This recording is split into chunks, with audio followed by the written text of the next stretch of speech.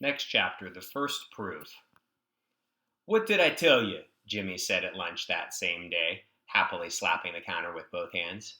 They never think you'll actually count the bread. Never in a million years would they think that you'd count. Now, the bread order had come up 2 rolls short. I'd counted it twice to make sure. Jimmy swaggered over to the phone with a huge smile on his face. You just made his day, Colin whispered. Maybe his whole week. He was folding slices of ham and laying them out neatly on little squares of wax paper. I watched Colin's fingers as they picked up each piece of ham. He didn't just smack them in half like I saw Jimmy do. Colin sort of bent each slice into a pretty fan shape. And once I started watching, I couldn't stop. It was hypnotizing somehow. I talked to Anna Marie last night, I said. I think she's coming back to school tomorrow. Colin nodded.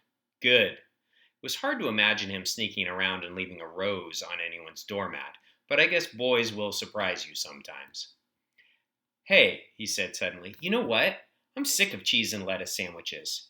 He glanced guiltily at Jimmy, who was still on the phone talking about his missing rolls. Hey, want to go get a slice of pizza? We acted like everything was normal, making our sandwiches and wrapping them up like we planned to eat them at school. And then we ran to the pizza place down the block. It was crazy, but we felt like we were doing something wrong. We rushed back to school, stuffing pizza into our mouths and crouching down low when we passed Jimmy's window so he couldn't see us. Somehow we became so completely hysterical that we were still having what Mom calls helpless fits of helpless laughter when we got to school. Now, we must have sort of burst into the classroom because everyone looked up from their silent reading to stare at us. Julia just rolled her eyes. You're late again, Mr. Tompkins said, and then the whole feeling dissolved and we went to find our books. I sat with my book open on my desk, thinking about the note in my coat pocket. 3 p.m. today, Colin's knapsack. Your first proof. I had to get a look inside Colin's bag to find whatever would or wouldn't be waiting for me. At 3 on the dot, I went into the coat closet and grabbed my knapsack to go home. Colin's was just a few hooks away, and I could hear him talking to Jay Stringer in the back of the room near Main Street. Julia was standing with them, trying to convince Jay about her stupid tinfoil UFO and how it was going to fly up and down the street on a stupid invisible wire. She still hadn't gotten her project approved. I reached over and unzipped Colin's bag. There was his denim-covered binder stuffed with falling-out papers, a paperback, and the cheese sandwich that he hadn't eaten at lunch, soaking through its paper and smelling like pickles. Nothing unusual. I felt around in the bottom of the bag and touched some keys on a ring, resting in a pile of dirt or maybe crushed leaves. I tipped the bag toward the light and saw that it wasn't a pile of dirt. It was a pile of crumbs, breadcrumbs. I patted the back of the bag, felt a lump, reached behind his binder, and pulled out 2 of Jimmy's rolls. They were flaking all over the place. Colin must have grabbed them straight out of the delivery bag when no one was looking. Things you give away. I dropped the rolls back into Colin's bag, pulled my coat on, threw my knapsack over one shoulder, and took the stairs 2 at a time. There was a mob of kids outside like always, pushing and laughing and standing around talking, even though it was still freezing and it started to rain. I took a minute to look for Sal like I always do. No sign of him. I wound Mom's scarf around my ears, turned north, and started walking up the hill to Anna Marie's. It didn't make sense. Not that Colin had taken the rolls. In fact, that was just the sort of thing I expected from Colin. But my brain was yelling all kinds of other questions at me. How could anyone possibly have known that Colin would take the rolls? And when had the note been put in my coat pocket? It didn't occur to me that you could have left it there the same day you put the first note in my library book about the squirrel village. I didn't get that at all until much later. And why me? I jumped a gutter full of rainwater and took the last steps to Anna Marie's building. Why was I the one getting the notes? Why did I have to do something about whatever bad thing was going to happen? I didn't even understand what I was supposed to do. Write a letter about something that hadn't happened yet? Miranda, my brain said, nothing is going to happen. Someone's playing with you. But what if my brain was wrong? What if someone's life really needed saving? What if it wasn't a game? Anna Marie's doorman waved me in. Upstairs, her father answered the door with an unlit cigar in his mouth and asked me whether I wanted some cold noodles with sesame sauce. No thanks. Would you like a fizzy lemonade then? He helped me tug my wet coat off. The lining was all stuck to my sweater. So I walked into Anna Marie's room, balancing my lemonade and an ice water for her, along with a dish of almonds that her father had somehow warmed up. Warm almonds sound kind of yuck, but in actuality, they taste pretty good. Anna Marie was still in her nightgown, but she looked normal. My dad won't stop feeding me, she said, taking a handful of nuts, and he won't let me get dressed. He says pajamas are good for the soul. Isn't that so dumb?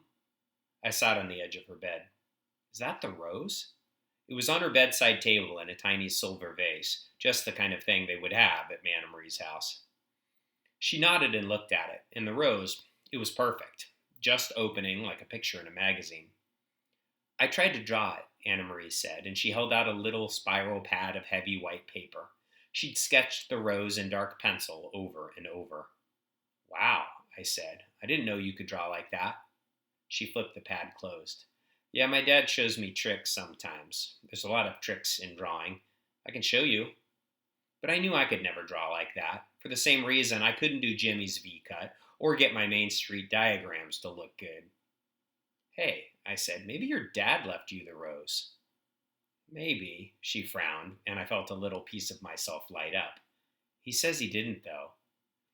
But it would explain how the person got upstairs and why the doorman didn't buzz you. I could feel my lips making a smile. Your dad is so nice. It has to be him. I was miserable, sitting on the edge of her bed in that puddle of meanness. But I couldn't help it. I didn't want Anna Marie's rose to be from Colin. Maybe I couldn't stand for her to have so many people and to be able to draw and cut bread on top of that. Maybe I wanted Colin for myself. Anna Marie's dad stuck his head through the doorway. Anybody need a refill? No thanks, I said, even though my glass was empty and my back teeth were packed with chewed nuts. I have to go. I'll stay for 5 more minutes, he said. I put your coat in the dryer. So I had to sit there, thirsty, and then I had to put on my dry, warm, but still dirty coat and take the elevator down to Anna Marie's lobby, where the lamps glowed yellow and the doorman remembered my name. It had stopped raining. It was too cold for the boys to hang around in front of the garage. There was hardly anybody out on the street at all. The light in Belle's window looked friendly in the late afternoon gloom, and I thought of going in. I'd been telling Belle the story of my book, a little bit here and a little bit there. I told her how Meg helped her father escape, and I described the first battle with IT, which is this giant evil brain that wants to control everyone. I guess it's it. Sorry. I knew Belle would give me some vitamin C's and maybe a paper cup of hot cocoa, but it was getting late and I didn't want to have to walk back down our block in the complete dark, so I decided to keep going. At first I thought the laughing man wasn't on the corner, but then I saw him sitting on the wet curb, leaning against the mailbox and just watching me walk toward him. For 1 second there was something oddly familiar about him, and I noticed for the first time how old he looked. I thought about what Louisa had said, about how old people can't get enough heat. Maybe I felt sorry for him. Maybe he reminded me of Mr. Nunzi from upstairs, or maybe I wanted to do something good to make up for being kind of a jerk to Anna Marie, even if she didn't really know it. Anyway, I spoke to him. Hey, I said, opening my bag, you want a sandwich? I still had my cheese sandwich I hadn't eaten at lunch, and I held it out. It's cheese and tomato. Is it on a hard roll? He sounded tired. I can't eat hard bread. Bad teeth. It isn't hard, I said. It was one of my best V-cuts ever, probably a little soggy now with the juice from the tomato soaking into the bread all afternoon. He reached up with one hand and I put the sandwich in it. What was the burn scale today? He asked. I'm not sure, I said, pretending I knew what he was talking about. I didn't have the chance to, check. Rain is no protection, he said, looking at the sandwich in his hand. They should have had the dome up. Well, maybe tomorrow, I said. He looked up at me, and suddenly he looked familiar again. There was something about the way his eyes took me in. And he said, I'm an old man, and she's gone now, so don't worry, okay? I won't, he nodded. Smart kid. Things that get stuck. Guess what? I said to Mom when she got home. The laughing man isn't completely crazy. He's kind of a CSP. CSP? Crazy shaped person? Don't say crazy shaped person. And what are you talking about? Well, I gave him a sandwich today, and he was sort of normal about it. Almost. You gave him a sandwich? Yeah, it was a leftover from Jimmy's. Mira, why in the world would you give the laughing man a sandwich? What's wrong with that? I thought you'd like that. You thought I would like the fact that you struck up a relationship with a mentally ill person? What relationship? I just gave him a sandwich. We've talked about this, Miranda. I thought you knew how to handle yourself. It's the only reason I let you walk around alone. I just gave a sandwich to a homeless guy. You're the one that works for criminals and hangs around with pregnant jailbirds. Look, not everybody that's accused of a crime is a criminal, you know. And besides, I'm not 12. I pointed at her sweatshirt, which had a rainbow on it. Well, you dress like you're 12? And I could feel my tears starting up, so I grabbed 2 bags of chips that Louisa had brought over, went to my room, and slammed the door. A few minutes later, she knocked and came in. I'm sorry. You did a nice thing. I shouldn't have blown up at you like that. Well, why did you then? She sat down on the bed next to me. I don't know. I guess it just made me nuts thinking that you were putting yourself in danger. I like to tell myself that you're always safe, but there's no such thing, really, is there? I do trust you, Mira. I want you to know that. I